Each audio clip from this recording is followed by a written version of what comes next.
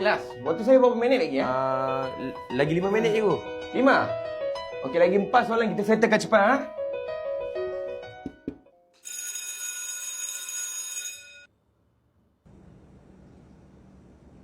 Kelas, waktu saya sudah habis.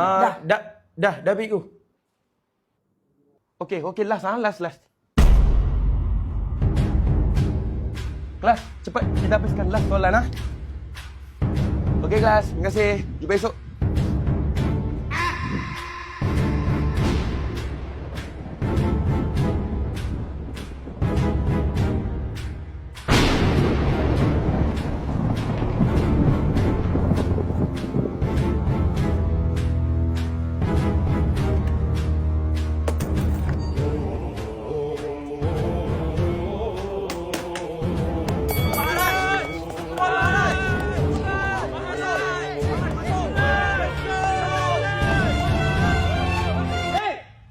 Apa benda ni? Masuk kelas!